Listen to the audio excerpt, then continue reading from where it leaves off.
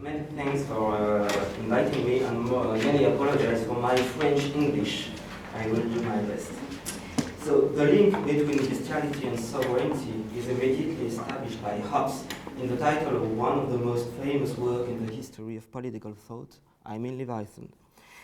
This title obviously referred to a monster especially mentioned in the book of Job, along with Behemoth, another monster that appears first in the book and whose name gave the title of another work of Hobbes, his History of the English Civil War and the Interreign. Obviously, Hobbes wanted us to think about that was, according to him, the only philosophical book of the scriptures. Leviathan symbolizes in Hobbes the commonwealth or the sovereign power, and Behemoth mostly the process of dissolution of the commonwealth. That's why Behemoth was sometimes seen like the expression of a fear of the multitude in Hobbes and considered as an extension of the famous formula Homo homini lupus. According to this reading, the wolf is supposed to express the natural violence of man at the individual scale, and Behemoth the return of this violence destroying the commonwealth at the scale of the multitude. This image of the Leviathan state, which meets the violence of human nature, probably explains the need to warrant the concept of sovereignty by a reference to the divine omnipotency, which plays an important role in Carl Schmitt's and Derrida's readings. In fact, Hobbes tells another story, in which history, politics, and humanity are somehow more ambiguous.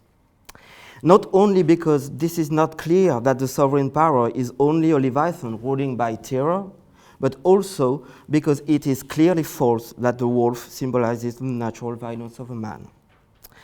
Finding violence where it precisely is in Hobbes, understanding the reason of the comparison of sovereignty to God, allow to center Hobbes' reflection not on the problem of an original primitive brutality of man that remains or not in society, but rather on the difficult mastering of what men forge and institute.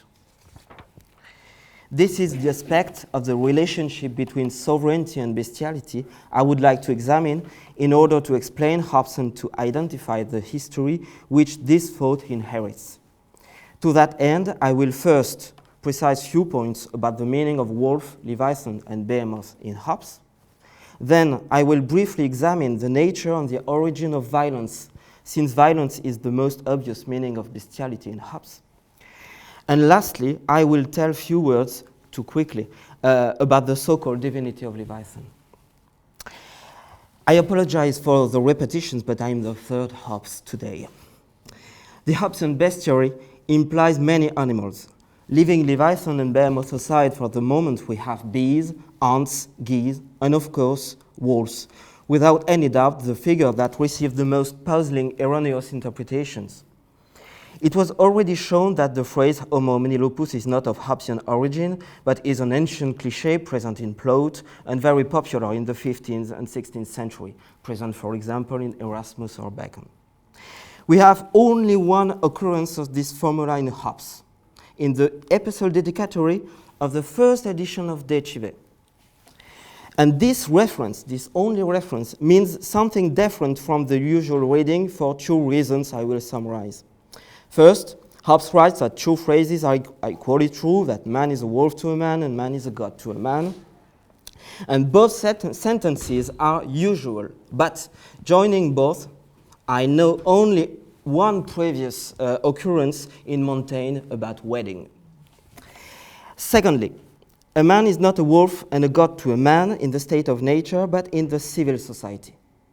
Thanks to justice, Hobbes writes, men are similar to gods with their fellows, but for their protection they also have to be violent with potential enemies to make use of what Hobbes called the rapacity of the beast. The first phrase, Hobbes writes, the first phrase, a man is a god to a man, is true if you compare citizens the one with the other. The second, a man is a wolf to a man, when we compare the cities, the one with the others. End of quotation. And the reference to the wolf comes after two explicitly political references. The first one to Caton, all kings are carnivores, whereas the Romans, for Hobbes, devastated almost the entire surface of the earth, so much that citizens, Hobbes writes, nicknamed the African, the Archaic, etc., took the name of the nations that they had stripped. So Pontius Telesinus was also true when he told, there will always be walls to wrest freedom of Italy as long as will not be shut the forests where they usually take refuge. End of quotation. So Hobbes turns a critical comparison into a positive necessity. It is not possible for a city to be a divine work of citizens without giving to it the power and the need to make sometimes use of the rapacity of the beast. And even more, to make use of a rapacity greater than one a beast, whatever it is capable of. And this last reference is out of De Homine, 1658, chapter 10. Even if the state of nature is compared by Hobbes with the international relationship, among other comparisons, obviously the rapacity of the wolf is not the effect of nature, despite the animal reference, and is not an individual behavior. On the other side, this inter-individual state of war to which men are leaded when there is no political nor legal relationship, so no family as well, is always described as an unreal and an unanimal situation in comparison with the spontaneously peaceful and organized way of life of bees and ants. To embody commonwealth, for Hobbes, the sovereign power needs to be a wolf. And that's precisely what Hobbes wrote about Leviathan too. So, the comparison with wolf disappears after the first edition of De Cive, because in 1651 we have the comparison with Leviathan. Excepting the title page, Leviathan is mentioned 3 times in the book. The first time in the introduction. Man does many things, but above all, they imitate and maybe emulate God in creating a similitude of the best creation of God, man. So first, Leviathan takes the place of something created, artificial. The state wolf disappears because of the natural connotations of the formula. The fact that Leviathan is a fiction symbolizes the very fact that state is also a fiction in a way. A forged being, even if the artificiality of the state is often inflated in Hobbesian commentaries. But why did Hobbes choose this title? Why a so hated name in the Christian tradition? We can answer the same way we did about the wolf. As in the Roman tradition, the wolf is the tyrant. In the Christian tradition and scriptures, Leviathan is often referred to as a dragon, and Pharaoh himself, as tyrannical, is nicknamed the dragon. So that John Calvin, for example, thought that Leviathan was a symbol of Pharaoh himself, and then of tyranny. But referring to the book of Job, we can wonder why Leviathan and not Behemoth. If both names refer to evil and violence, there is a specific meaning of the name Leviathan itself. According to the oldest interpretation, Leviathan means supplementation or addition, understood mostly as an addition to creation. But starting from the 15th century, a new interpretation based on the real knowledge of Hebrew emphasizes that Leviathan means, etymologically speaking, joined together, or one out of several, and so that it could mean society. Some try to conciliate this interpretation with the roots of the medieval one, formulating a problem. Is there a supplement that gathers together a multitude, a big fish that gathers small fishes? Or not? This supplement can easily be interpreted as a non-natural add to nature, and many times theologians explain the description of the body of Leviathan these 2 ways. A supernatural head upon a body made out of fishes or crocodiles or other aquatic animals and sometimes snakes, or a monster only because of the non-natural association of natural beings. Of course, it is tempting to think about the engraving of the first edition of Leviathan. This big head of a king, strangely resembling Hobbes himself, isn't it? upon a body made of little men, seen from behind. Seen from behind. It's the engraving of the first edition. So the context is 1650, a time in which we build a new England. So we must think about revision and conclusion of Leviathan, where Hobbes writes that when we offer a new political doctrine, it's difficult to diffuse it and for this doctrine to be accepted, because people that build a new state, we see them from behind. They are busy. We see them from behind. In the first case, some theologians already suggested that it could be a symbol of the king and its kingdom. For some of them, violence was even not essentially included in the word itself, the word Leviathan. For example, Jacques Boulguc, a French theologian, Hobbes maybe met in Paris in the 40s because he was a friend of Merson, and because he was well known for having written a commentary of Job. So, applying the term Leviathan to the state on its head, to the multitude united in one person, Hobbes was following a minor exegetical tradition that was well established anyway, even if most Protestant commentators kept on seeing in Leviathan and Behemoth a representation of violence. The list is long. According to the book of Job, a violent and huge beast that is the creation of God. All this may explain the choice of Hobbes. Some beast even more impressive and violent than a wolf, an even more shocking image for a Christian. But also the idea of a whole forged from scattered elements. And thirdly, the ambiguity between the idea of a head that brings together parts of the body, or those parts which by their union form the whole, including the head. This ambiguity is always linked to Leviathan in Hobbes. In the introduction, Hobbes writes that the sovereignty is the artificial soul of the Commonwealth, that is of Leviathan, in the introduction. Leviathan is artificial also in this that it has a soul, whereas nothing has a soul in the materialistic world of Hobbes, even God. Even God. In chapter 17, the scheme of the social pact, second occurrence of the image of Leviathan, the scheme of the social pact instituting and authorizing a non-contracting sovereign implies that the parts make the whole, but immediately afterward, the sovereign power makes by the unity of its own person the personal unity of the Commonwealth. Multitude becomes a people thanks to this institution. And this unity has a legal meaning, the forging of a collective person, and a governmental meaning, because for Hobbes, authorization first constitutes the power of the sovereign, not the right of the sovereign, but textually the power of the sovereign.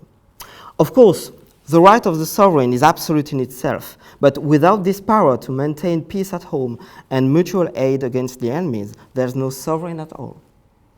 And then, third occurrence, in chapter 28, at the end, just before the 2 chapters devoted to the diseases of commonwealths and the offices of the sovereign representative, Hobbes mentions Leviathan a third and last time in a chapter devoted to punishments and rewards. And this time, it is the government that is compared to Leviathan, not the Commonwealth, just the government. So we have 3 points of view about Leviathan, 3 different points of view. First, in the introduction, the result of the government. In this introduction, the Commonwealth is like a functional organism animated by a soul. No relation with the engraving. It's not the same idea of a political body. According to a Renaissance cliché, that is sovereign power. Secondly, in chapter 17, the fictional institution of a commonwealth out of a multitude. Everybody, excepting the future sovereign, is the active cause of the creation of the commonwealth. From this point of view, the political cogito formulated by Schmitt as such, and through which Derrida interprets Hobbes' protecto ergo obligo, is wrong because individuals create the power to which they obey, and by their obedience. And they create it as long as this obedience is really the main source of this power. From this point of view, the institution, after the result of government, the institution, the entire Commonwealth is either a mortal god or a Leviathan. And I cannot help thinking about the citizenship through which a man is a god and a wolf to a man of De Chile, a mortal god and Leviathan in 1651. And then thirdly, in chapter 28, the relation between each individual or political bodies, that is, in Leviathan, legal persons accepted the Commonwealth. The phrase political body never referred to the Commonwealth in Leviathan. Here we have the exchange of protection against obedience as long as the sovereign power is able to maintain peace, thanks to the power given by obedience. And this circularity explains that nothing on earth can compare Leviathan, as also written on the engraving, and implied by the analysis of powers, chapter 10, I will speak of that later, and on the other side, that he is mortal anyway. And the last chapter of the political part is devoted to the omnipotency of God, quoting once again Job on its subject, the prosperity of the wicked and evil for the good, because the obvious understanding of the omnipotency of God implies that there is no justice in history and that God cannot be charged with that. Theodicy leads to a dismissal for Hobbes. So that the mortal Leviathan is linked to the weakness of human institution, or rather the fact that any violence is possible in history because institutions of men are not at ends like tools, but new conditions, the consequences thereof are inscrutable or partly unavoidable. He said that also about language as well. That's why political decisions based on his newly founded political science keeps on needing historical kairos in order to be realized. This relative independency of institutions with regard to the purposes for which they are made, this distance between men and their political artifices, all this is embodied by behemoth. Etymologically speaking, the huge domestic beast, the huge cattle embodied in one monster. Civil war, we have this etymology as well in John Calvin, surely one source for Hobbes.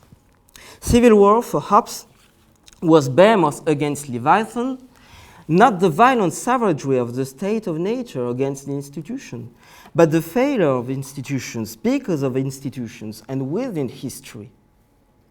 According to Hobbes' own metaphor, the kingdom of darkness, the core of behemoth, and at its utmost achievement, the kingdom of fairies that ecclesiastical Rome is for Hobbes. All this is a highly cultural structure. So, more widely, behemoth symbolizes the cultural development, always blind to itself and liable to destroy itself. That implies as well that Leviathan is also a member of behemoth and liable to blind itself, so that instituting commonwealth is for Hobbes, or maybe with Hobbes, something like a risk we didn't have the choice to run or not. So, political bestiality, or rather monstrosity, is not a violent savagery, but the ambivalent consequences of human institutions. However, men are leaded to create leviathans because of their natural tendency to war. So they are naturally framed to create leviathans and behemoths. More generally, if history is a human product, how is it possible not to attribute violence to its natural so-called ugliness? In fact, Hobbes always assumes that human nature is obviously not a bestiality, and that men borrow brutish behaviors within social society, and moreover, that this so-called bestiality can be an effect on natural rights. So, we need to tell something about the reason of human society and then of human violence, according to Hobbes. The key concept is not that of fear, but that of felicity, which for Hobbes, I quote, consists not in having prospered, but in prospering, elements of law. Or in Leviathan, felicity is a continual progress of the desire from one object to another, the attaining of the former being still but the way to the later. That's why the first of all manners for Hobbes is, I quote, a perpetual and restless desire of power, not domination, power, of power after power that ceases only in death. And the previous chapter, chapter 10, it was out of chapter 11, Leviathan. Chapter 10, in the previous chapter, the power of a man is defined as his present means to obtain some future apparent good. So, because men have a powerful mind, if I sum up, they live in memory and expectation so that they perceive and desire not mere facts and goods, but powers. So human manners cannot be analyzed as a fearful disposition, nor as originally brutish dispositions. The core point is that in Leviathan, the desire of society is immediately linked to this desire of power. That's one of the main novelty of the book of 1651, fulfilling the previous analysis of Hobbes. At the beginning of chapter 10, devoted to the concept of power, Hobbes distinguishes powers into original and instrumental. Original or natural powers are, for Hobbes, strength, beauty, but also prudence, eloquence, science and arts. All this is original or natural power. And instrumental powers are riches, reputation, friends, and chance, or fortune. These puzzling examples show that Hobbes doesn't distinguish the innate and the acquired. Original or natural powers seem to be the proper powers, and in the Latin version, the phrase is propria potentia. Innate or acquired, but in order to become a part of me. Whereas instrumental powers consist in the use of the power of others. That is to say, in the social relationship, excepted chance. But chance, in a way, perhaps can be interpreted as a tentative to make use of the power of God when we pray for good chance. And this kind of power is liable to increase at the highest degree the commonwealth. Therefore, the natural tendency to acquire power after power leads us towards others, who then are liable to become either hindrances or instruments, placing anyone under others' control, potentially. That's why the desire of power explains the desire of society, in which it becomes a tendency to compare with each other. The human tendency to conflicts must be explained thanks to this kind of sociality. Sociality that does not mean that men are naturally liable to live in peace, but naturally liable to live with others. When Hobbes summarizes his position, for example in the preface of the second edition of De Cive, he assumed there are few natural immoderates, but because we cannot foretell who is a villain, we are rationally mistrustful and may rightly attack to defend ourselves. But in fact, this description substantifies the illusion of a difference of nature generated, in fact, by the social relationship. And in Leviathan, Hobbes subverts himself this Manichaean distinction between moderates and immoderates, and produces violence a different way.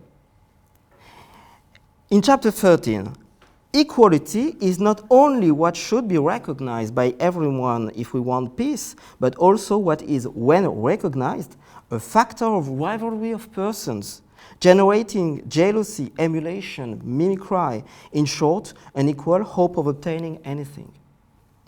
And the ordinary rivalry for goods leads in such context to the rivalry of persons. The difference between moderates and immoderates can be a simple effect of the social relationship governed by the comparison, and this comparison is a consequence of the desire of power. So the reason why we seek relationship is exactly the reason why this relationship is so ambiguous. Something like an unsociable sociability. but not understood as an engine for progress, but understood as a fact. In this context, the mental experience of the state of pure nature cannot be understood as if it be, like in Locke or Rousseau, a hypothetical history of what preceded civilization, but as a Galilean mental experience.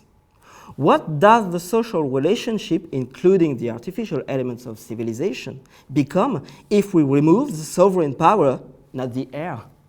The sovereign power and every legal relationship, including family. What Hobbes rather calls in Leviathan the condition of mere nature is a process of destruction, an experience, a mental experience that leads men to, I quote, a life solitary, poor, nasty, brutish, and short. This is the only occurrence of something like a brutality or bestiality of the human life, a brutish life.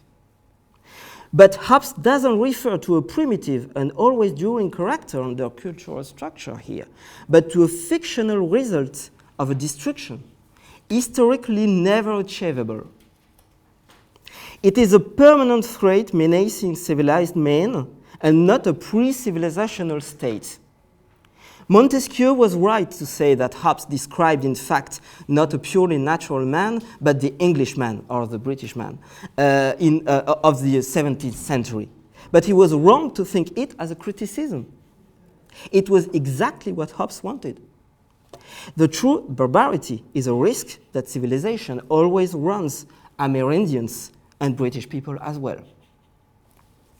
So, institutions cannot be a repression of bestiality because bestiality, or rather monstrosity, is a product of institutions for Hobbes.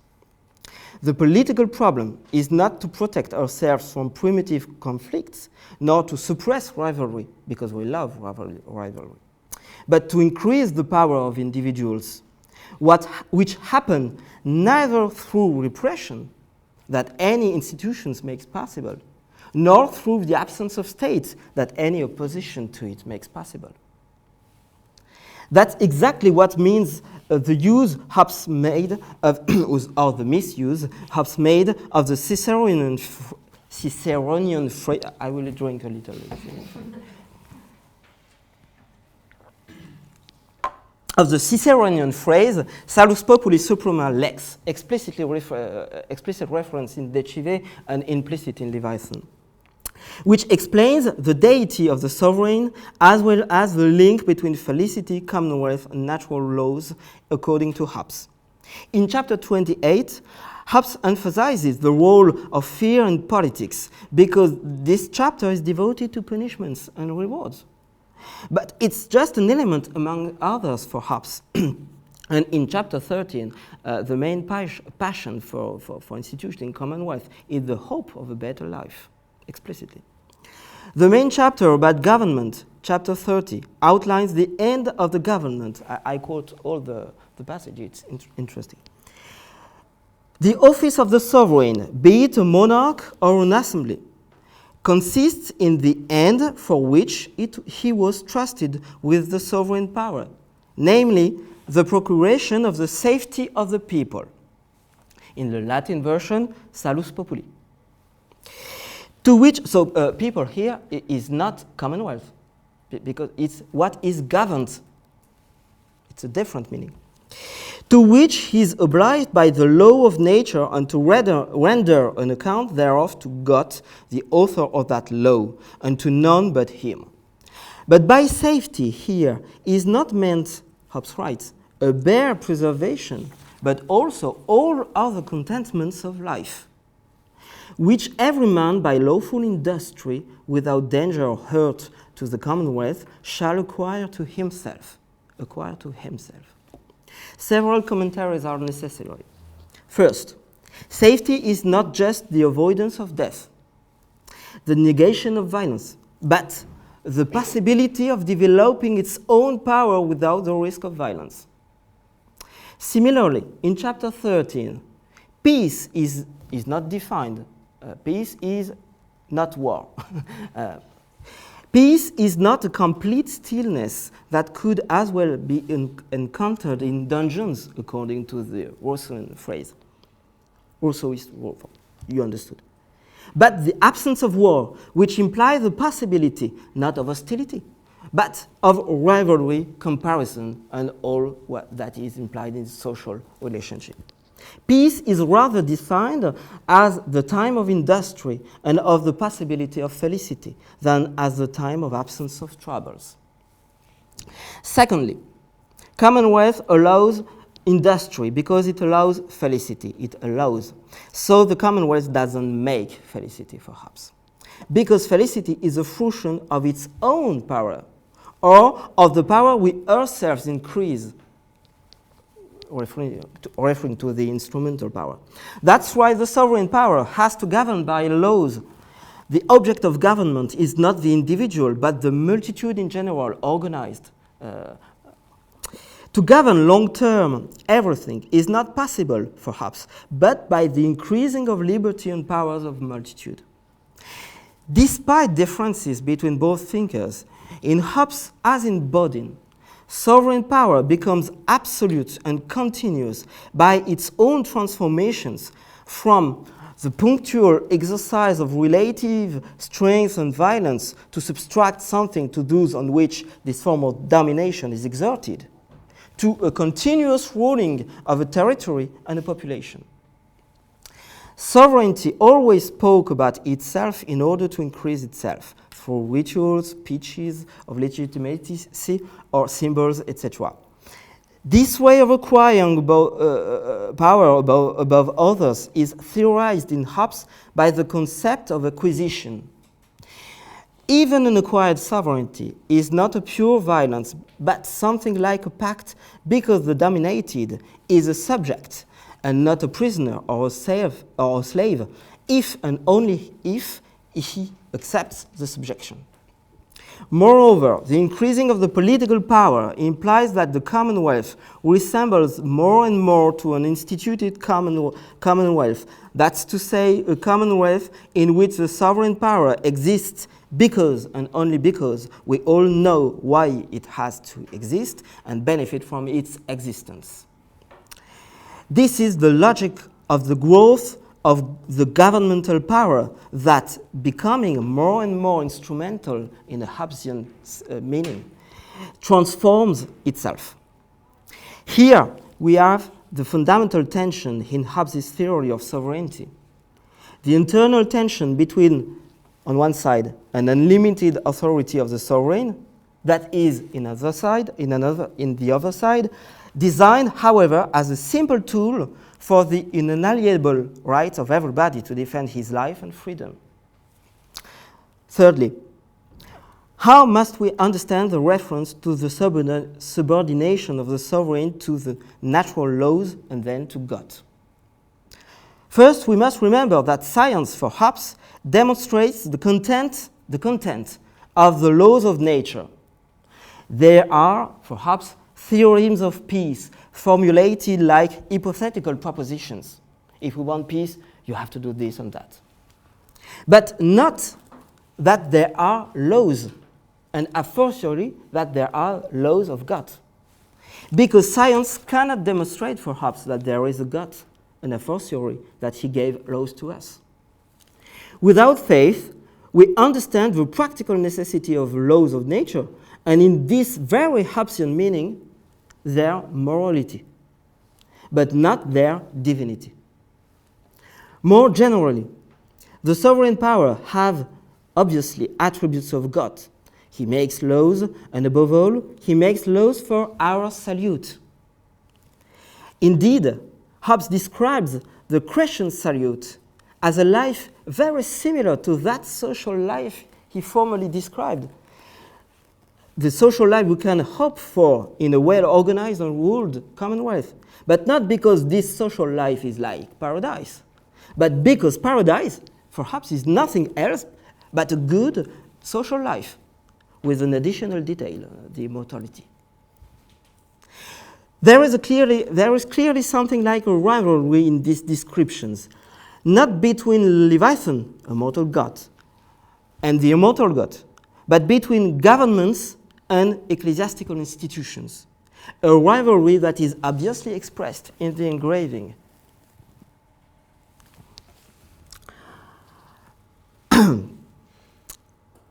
Where am I? Okay, and this rivalry is not a Hobbesian invention, but a historical phenomenon in a way. Like every rivalry, this one, starting for Hobbes at the fall of Rome, starting for the Christian rivalry between kings and ecclesiastical institutions, because in fact it starts with Ethiopia for Hobbes, produced a growing likeness between rivals, implying the use of the tools of the rival and the reference to the same ideals, but the one reinterpreting the ideals of the others. From a governmental point of view, the divinity of the sovereign power has nothing else to tell and presupposes to run the risk to institute a Leviathan whose potential violence, whose potential behemoth-ness is the flip side of the political coin. So, as a conclusion, Leviathan and Behemoth took the place of the wolf for the following reasons. First, they exemplified best the artificiality of these powers. And then they avoid to take the violence of history for a coming back of a primitive violence. Hobbes is, in a way, an under and maybe a post Enlightenment thinker. For him, barbarity is always possible, and possible as a result of cultural development and not as a coming back of savagery destroying culture. Thinking that evil can't be anything but something coming from a prehistorical constitution of human nature is a non-Hobbesian way to exonerate culture for the violence it generates. In 1651, the violence of the political monster, defined, following Hobbes, as a fictional or artificial violent beast forged out of independent elements. That's the definition you can produce. This violence is an effect of cultural development. A historical institution always runs the risk to produce a domestic monster, a behemoth. And this risk is unavoidable if the mortal god, the condition of present salute, has to be also a Leviathan to that end, and has always rival institutions that promise a superior salute, a promise that most of us, being by curiosity and anxiety, religious animals for Hobbes, are too often liable to believe. Thank you.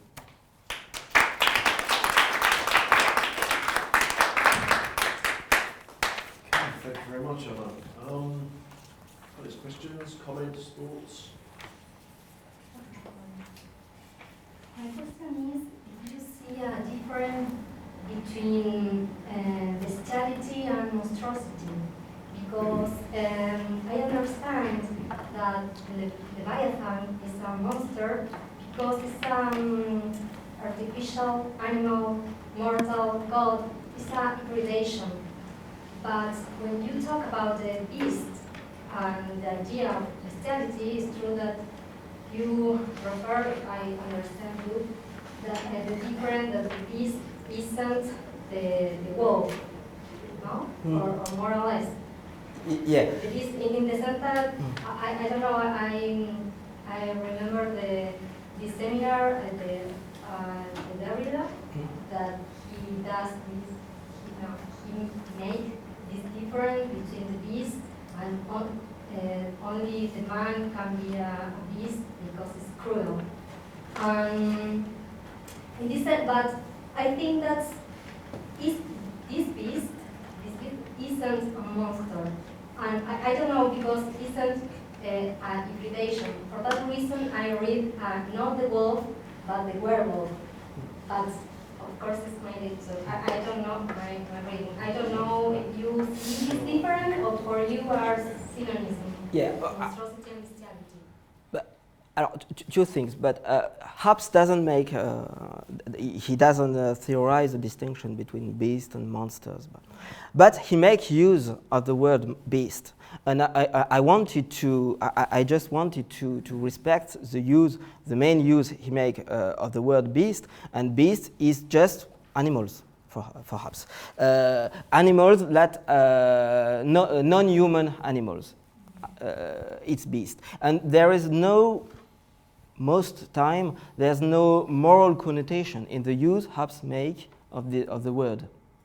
And more, the comparison between, the political comparisons between men and animals, or beasts in this meaning, are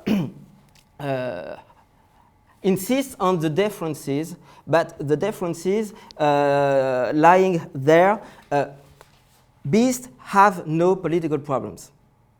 They have no political problems to solve. Just men have political problems to solve. And that's why, to my mind, there is no other comparison between men and wolves in Hobbes' works. We must remember that the episode dedicatory in which we have this comparison is an episode dedicatory to a man that have a culture, a classical culture, and to which such and such reference have such and such meaning. And that this first edition of De Cive was written very briefly because of the Civil War, because he was in France, because of many reasons. And that's why he quickly wrote a second edition in which he maintained the epistle dedicatory, but made no other reference to such comparison. And at the place of such comparison, we have what we call monsters, Leviathan, Behemoth, and even when you talk about metaphysics in Décorporé, we have another monster, Empusa. Metaphysics is an empusa. And with the same definition, that is something composed of independent elements gathered together to make something, and something that can cause troubles. Because metaphysics has a political impact for Hobbes. So that's why I made this distinction, because Hobbes more and more doesn't play with the ambiguity between existing animals and men, I think. But that's just textual reading. Yeah. And of course, to end, it's absolutely not the use Derrida made of the concept of beast. Thank you very much, Arnaud. I have a couple of questions. The first one, can you expand a little bit on something you didn't touch upon too much, which is mechanism or mechanicism in Hobbes? And I wonder if the tension, the rise that you flag, comes precisely from what place and what role the idea of monstrosity can have in a mechanistic system. And in this sense, what kind of difference you see between Hobbes' version of mechanism and, let's say, I don't know, Mersenne or Gassendi, for example. And my second question is if you can also expand on something else, which is chance or fortune, that you mentioned a little bit in the central part of your paper, which is, of course, among all those categories, in my view, the most philosophically charged, with the reference to the tradition, once again, the Epicurean and Gassendi's tradition in one hand, and of course the Machiavellian one, of which Hobbes was certainly aware. So what kind of place did he have in your view? Okay, we have to. So mechanism. It's, to my mind, it's always difficult to make use of the mechanism of Hobbes to interpret his political thinking, because it plays a role, of course, and I argue many times that there is a unity of the Hobbesian thought, an essential unity, but the roles played by mechanism is within the anthropological part to understand, for example, that there is nothing like an utmost end. nothing like an utmost end. And we can't understand desire and human way of life referring to something like an utmost end.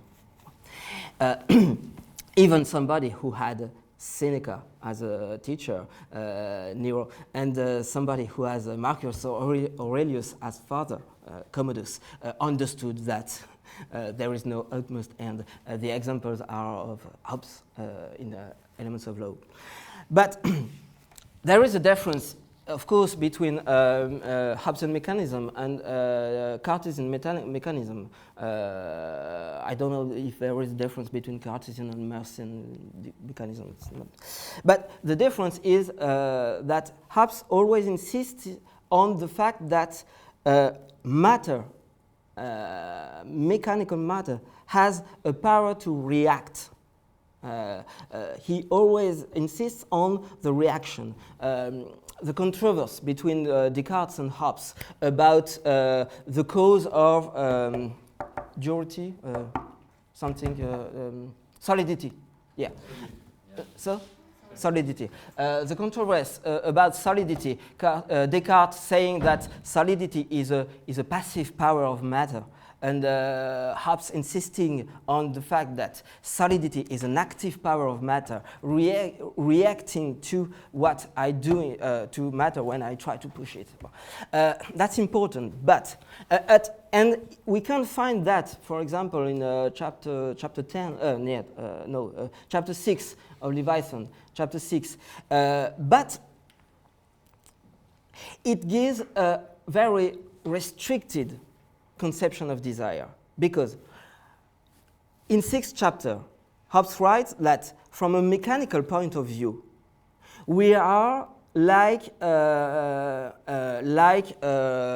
automats, robots, like every living bodies. We are organized, but using mechanical movement. And there is a mechanical movement that can be called the living movement, the movement of life. This movement that tends to be always the same. And from this point of view, desire can be explained as a reaction of this movement that tries to maintain the same when he is disturbed by movement of the rest of the world. But when we read chapter 10 and chapter 11 about the desire, governed by the desire of power, acquiring power after power, and to increase without end powers, it can't be reduced to this mechanical point of view. So mechanism has a role to play in anthropology, but maybe to outline, to interpret things, a ruling role, but also to outline what maybe can't be described from a mechanical point of view. But the other point on which this mechanical world has an importance is that Hobbes doesn't speak about real monster in nature. There can't be monsters in an Aristotelian meaning. And when he refers to monster, it's always something created by men. Second question, I forgot. Fortune. Just a few elements, because I'm not very specialized about that, and I didn't work for my exams, excuse me. But the first text of Hobbes we have, he wrote them in 1610 or 1620s, when around the time when he worked for Bacon, are commentary on histories, a commentary on Tacit, for example, etc. And they are very Machiavellist. It's very close to Machiavelli. We have implicit criticisms to what Bacon wrote that was different from Machiavelli, to come back to more orthodox Machiavellian. But I can't say if Hobbes has really, in 1651, a Machiavellian conception of fortune, because there is a huge difference, the possibility of a political science. Political science has historical kairos, needs political kairos to be developed, to be constructed, and to be realized. That's different. But this political science, the governmental part of this political science, that is the main part in Leviathan, indeed, are based on natural laws. That is, on principles universally true, that are all true from a moral point of view, from a governmental point of view, and even for the benefit of Leviathan itself, for the governors. An equation between three terms. And this is not Machiavellian. This is, in a way, not Machiavellian. But Hobbes also insists on the necessity of the choice of good counselors. Counselors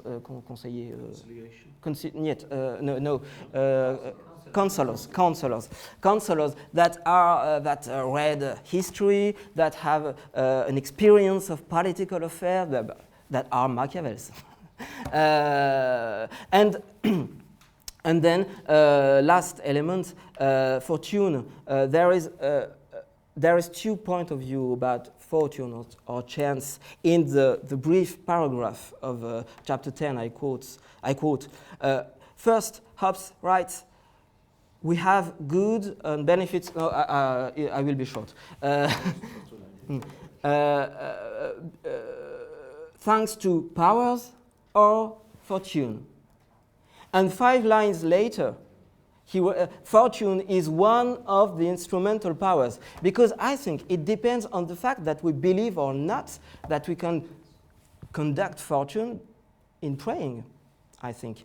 Because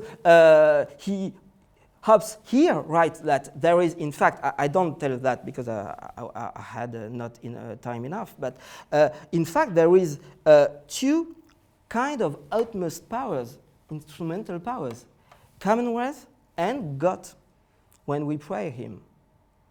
That's my answer. Okay, thanks. Andre? Yeah, just quick notes. One was about the epistemological status of political science, as you described it in Leviathan, which might be interesting to discuss if it was the same since the beginning. Because it changes the study of internal view. But okay, this is a long one. The other one, quite short, is about power. When you speak of felicity as the research of power, what do you think he intends by power? Does he intend power as taking control of the external motions in order to continue to improve the possibility of restoration? Or what? I mean, in this sense, I don't see the contradiction between the mechanical view of desire you described before and the political view of the political anthropology, because if the mechanical desire is the preservation of the individual body, then and matter, as you said, is active.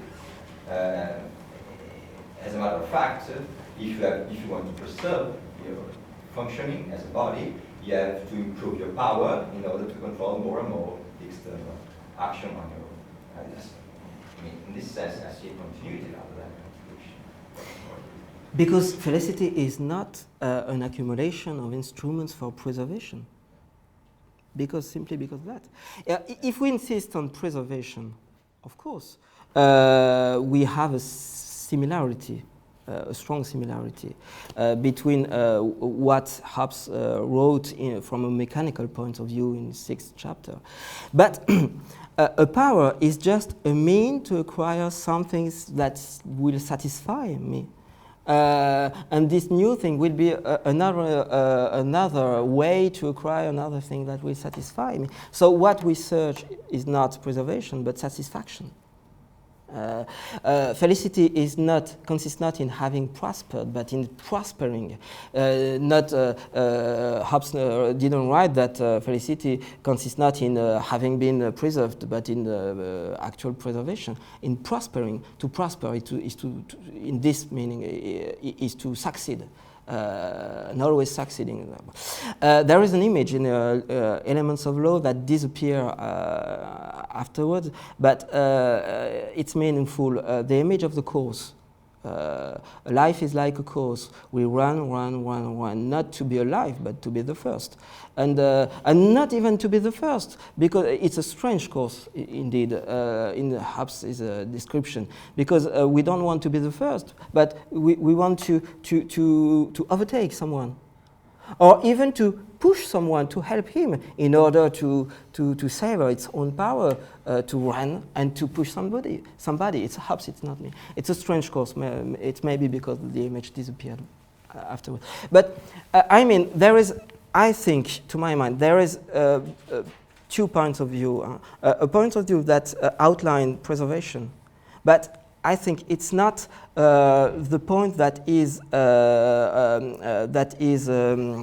outlined most or every time in the governmental developments of Hobbes, because it's rather felicity. We have always this theme, and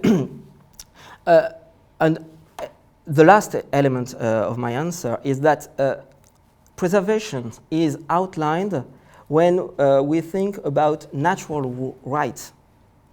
The preservation, the avoidance of death, is the foundation, the grounds of natural rights, because in the widest situation, there is always a difference between self-defense and pure aggression, because we have the right to preserve. But being the foundation of the right is not the same thing as being the aim of felicity, I think, in Hobbes.